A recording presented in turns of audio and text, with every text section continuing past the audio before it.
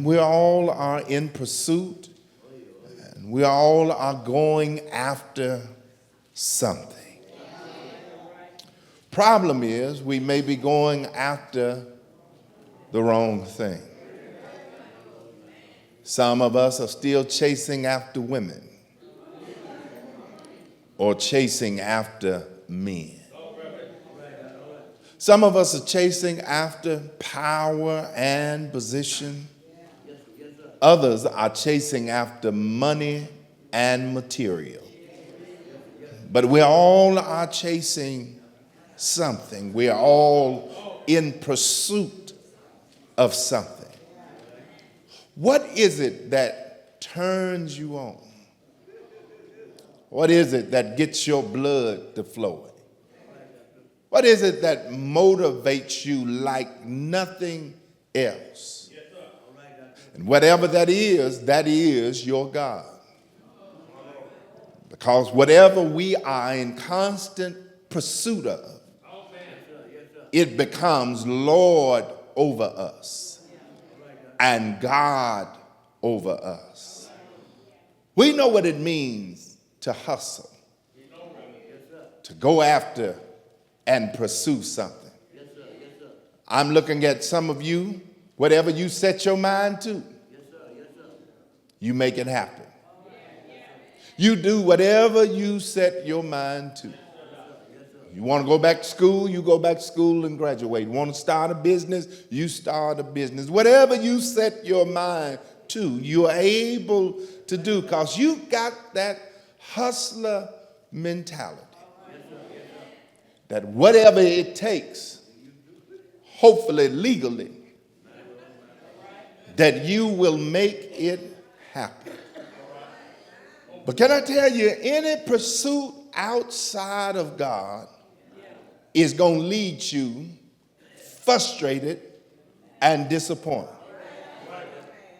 Maybe that's the reason there's something missing in your life. You just can't put your hand on it because you said years ago, if I could just make X amount of dollars, I'll be all right. Guess what? You're making X amount of dollars. If I could just get me a boo, I'll be all right. Guess what? You done got your boo. Got the home you want, got the car you want. You got everything your heart desires, but there's something missing. Can I tell you what it is? God has created us in such a way that there is a space in our heart that only He can fill. I know I am right. I am preaching already because some of you have had money and material. You've had possessions and power. You've had this and that. But when you got the Lord, and He filled your heart, nothing else matters, nothing else is greater, and consequently you are in constant pursuit of Him. Let me tell you something about a pursuit of God. It's kind of like a buffet. It's an all you can eat.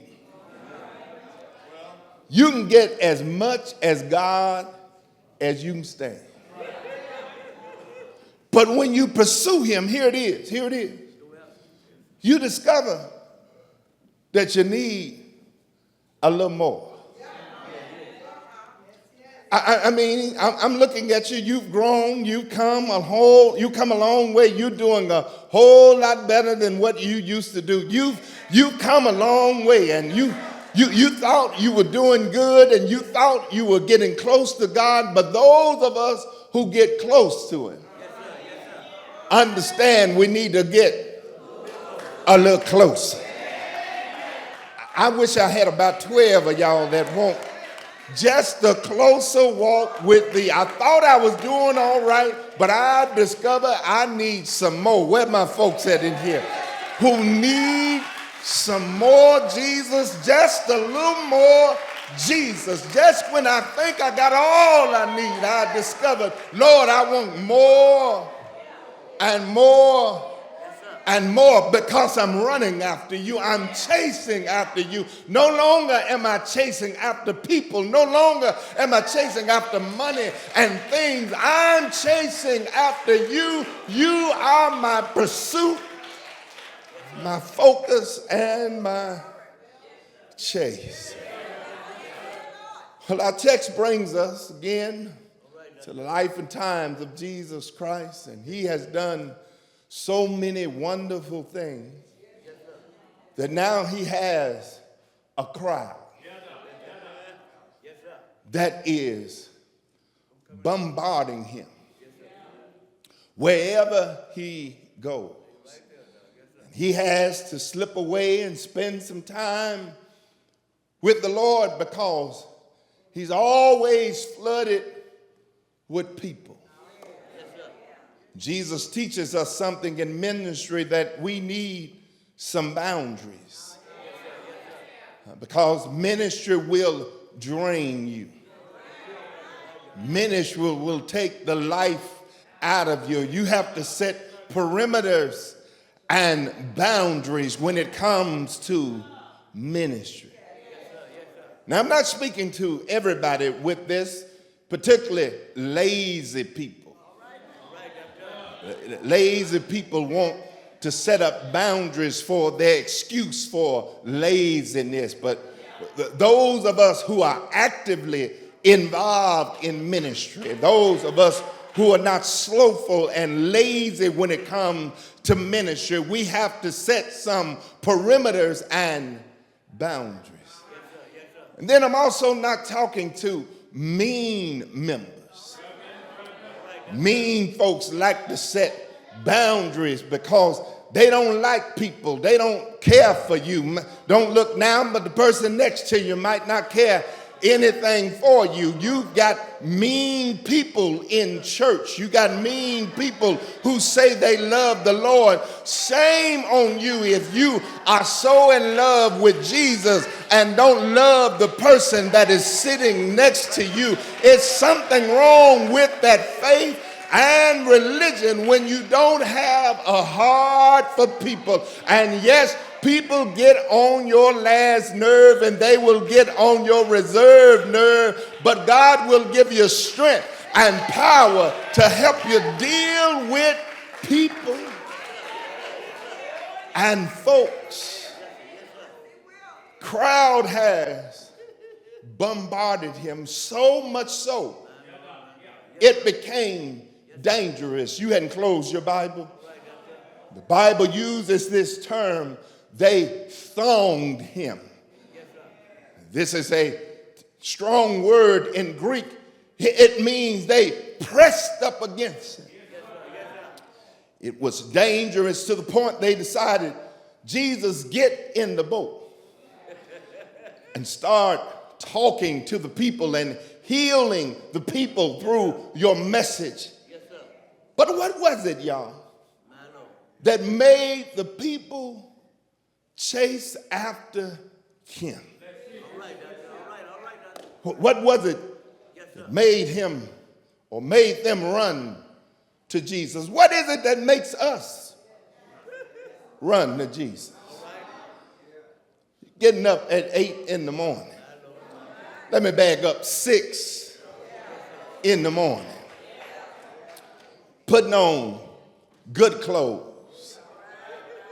Driving across town to come sit in this sanctuary or work in ministry. What leads you to this place? What makes you have a pursuit after something that is spiritual? I'll tell you what it is, as it was in this text. He's chasing, and they are chasing after him because he gave them hope. He gave them hope. Verses 7 and 8. We are looking for hope. And when you speak of people who are oppressed, people who are marginalized, people who are disenfranchised, these people didn't have a chance, but they felt like with Jesus, they had a chance. They felt like with Jesus, they had hope. That's why we're still trucking and moving in spite of who's in the White House. Because we still got hope. We believe that as long as God is on the throne, it don't matter who holds a seat in the White House. As long as God is on the throne, we have hope. Y'all, so much so until they traveled. Did you hear of all of these countries that they traveled from? The distance they travel is from 50 to 100 miles just to see Jesus. And I don't mean much in our day and time, but in their day and time, 50 miles was a long way. 100 miles was a really long way for poor, indigenous people to travel just to see Jesus, just to get close to Jesus. It must have been something about him to make them go out of their way just to get to him. And I'll tell you what it was. It was that hope. If I could just get to Jesus. That's how I feel on Sunday morning. Sometimes I've had a long, hard week. Sometimes if I could just get to worship. I know I'm on to preach, but I got to preach to me before I preach it to y'all. When I get here preaching, I see saints who've gone through some things. I know your story. I know where you are, and I know what God has done for you. And I look out in the congregation, and I see you lifting hands. And I said, Lord, if they can lift hands after all they've been through, then surely I can wave my hand. Surely I can give him some praise. My situation ain't as worse and ain't as bad as that situation, but I give him a strong praise for what God is doing in your life and what God is doing in my own life. I thank God for hope, y'all. It is hope that keeps us moving on. It is hope that keeps us hanging on in there. It is hope that tells us everything is going to be all right. I wish y'all would help me preach this. It's hope that keeps waking me up in the morning. It's hope that keeps me going when I want to quit. It's hope that tells me God is going to turn things around. It's hope that tells me a better day is ahead. It is hope that tells me God is working things for my good. They chased because he gave them hope. But then verse 8, they chased because they heard. And I believe followers would be more, members would be more, if we would talk about what the Lord has done. You ain't got to be no theologian and scholar. Just tell what the Lord has done for you. You ain't got to argue scripture. You ain't got to argue text. Just tell what he's done for you. Tell how he brought you. Tell how he kept you. They can dispute it, argue it, talk about it all day, Long as it relates to if there is a God, if there's not a God, that's for you to debate. I have concluded that I am who I am because of him. I've come this far by faith. I've been leaning on his everlasting arm. Talk about his goodness so somebody would hear.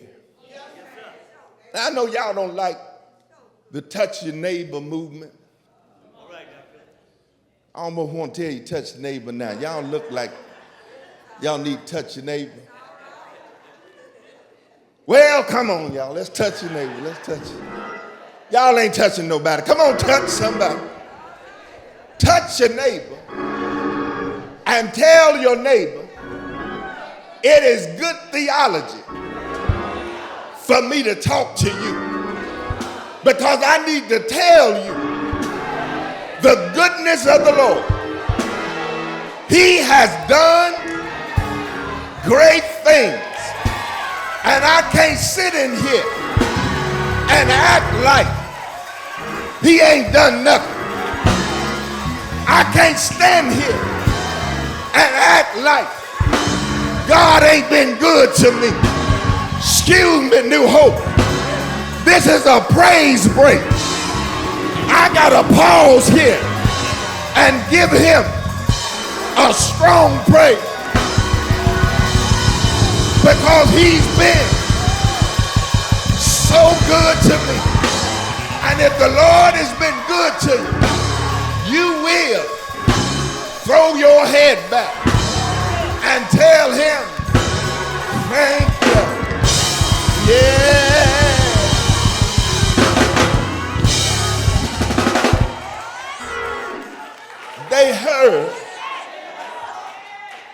They heard because somebody was doing some talking.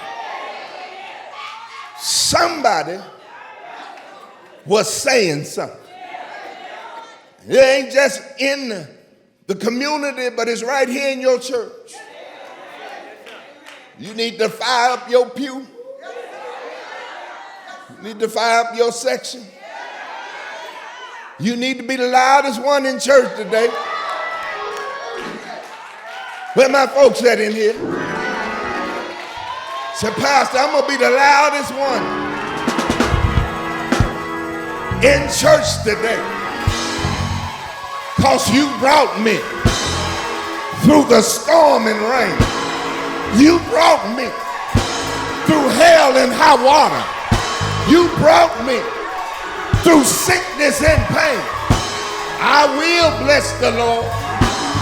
Oh, bless his name. Oh, bless his name. They heard because somebody was doing some talking. And so it caused others to chase after him. They chased after because he gave them hope. But then thirdly, verses 9 and 10, they chased after because he could heal. And ladies and gentlemen, we all stand in need of a healing. Y'all remember the old church? I keep going back to the old church. Y'all remember the old church when we would have altar call and everybody would come to the altar. Y'all remember that? Y'all come from one of them churches where it wasn't an empty seat or nobody was sitting. Everybody was around the altar. You know why? Because everybody stands in the need of a healing. Listen, when you go through drama and you go through the traumatic, when you lose a loved one, you need emotional healing. I know I'm preaching here. When you got chaos on your job, you need psychological healing. When you come to church and you are as dry as when you came and when you left, you need spiritual healing. But we all need healing. And we need God to heal us. Not to mention physical healing. There are people who look well, but they're sick, y'all. And it may even be the person sitting next to you. It's some sickness on every pew.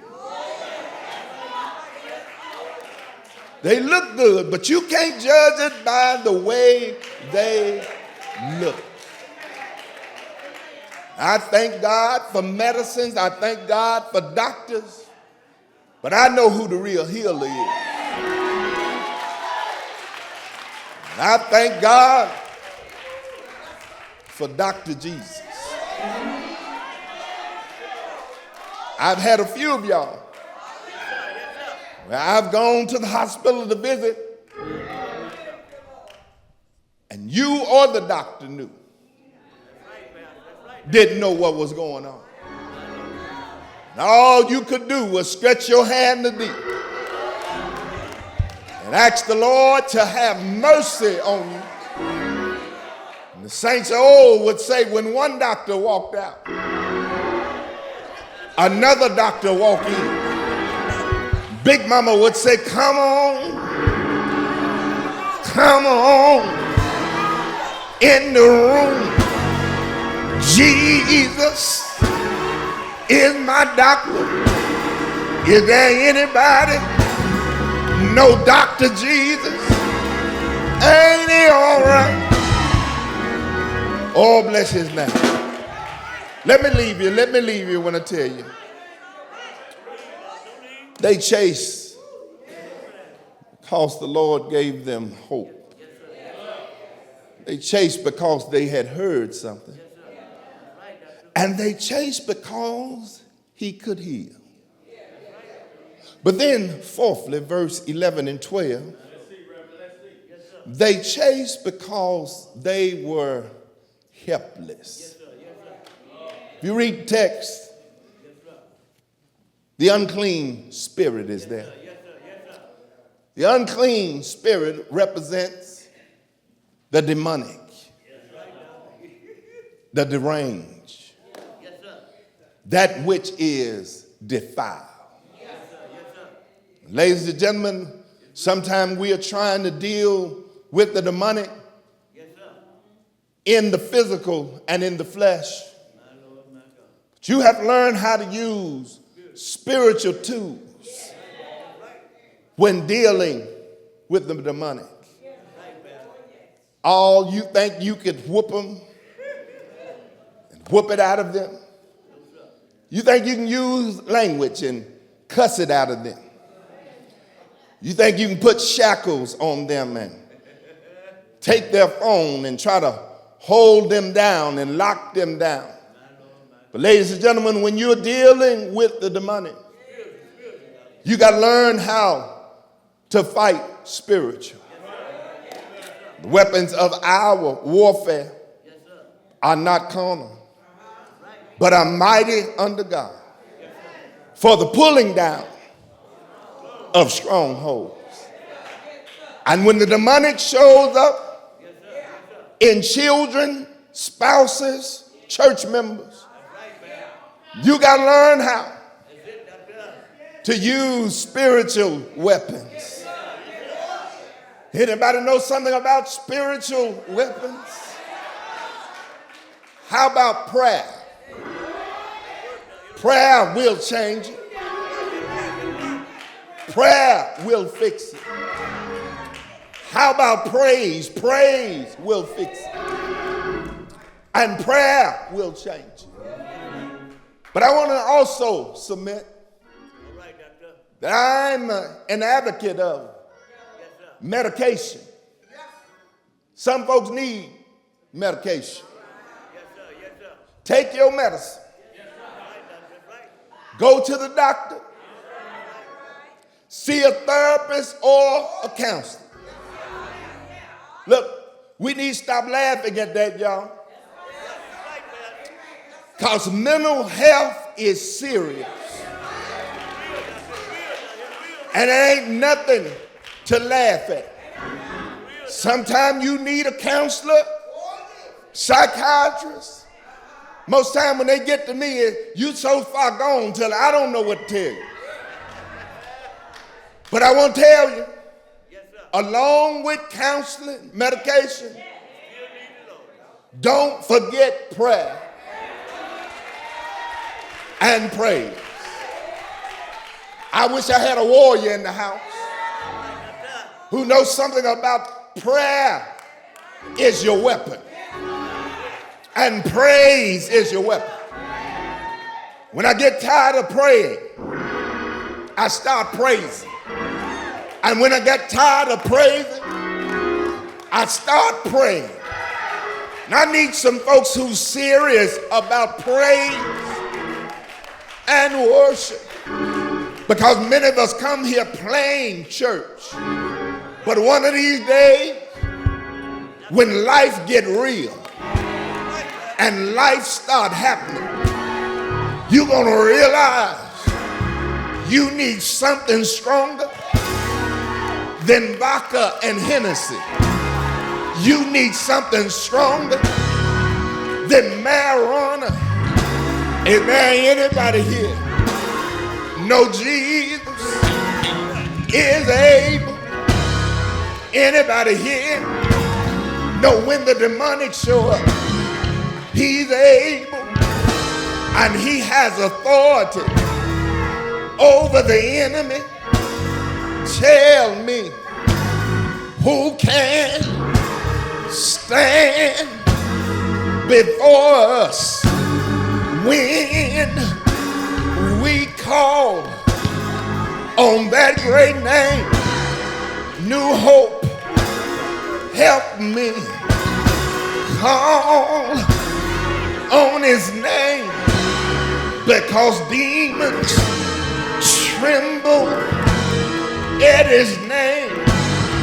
Yeah, demons run at his name. So I tell you what I'm gonna do. I'm gonna chase after him. I'm gonna run after him.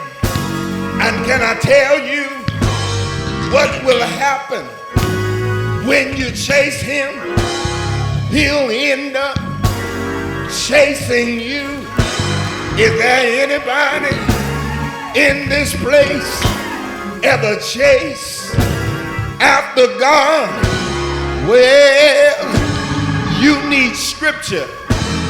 Matthew 6:33 says, seek ye first and all of his righteousness, and all these other things I'll give to you.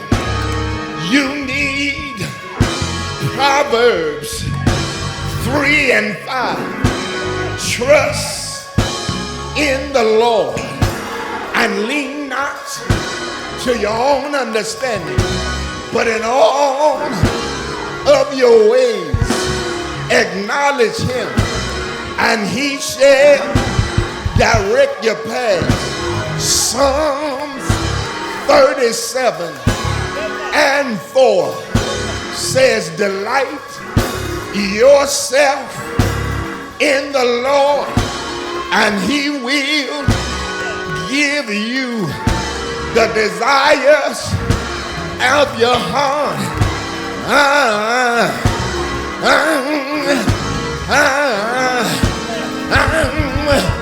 Tell you what I'm gonna do. I'm gonna chase after him. I'm running after him. I'm going after him.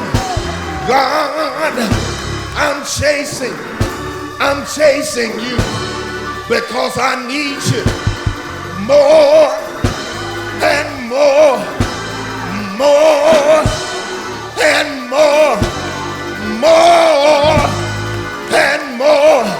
Is there anybody need more and more? Rain, rain, Lord, rain on us. Fill us with your love. Fill us with your joy. Fill us with your peace. Where my folks that feel like running? Where my folks that feel like going after? I'm going after God. I ain't going after money and members. I ain't going after position and possession. I ain't going after people and property. I'm going after Jehovah Jireh, Jehovah Nisi, Jehovah Sitkanu, Jehovah El, Jehovah God. Ain't it all right?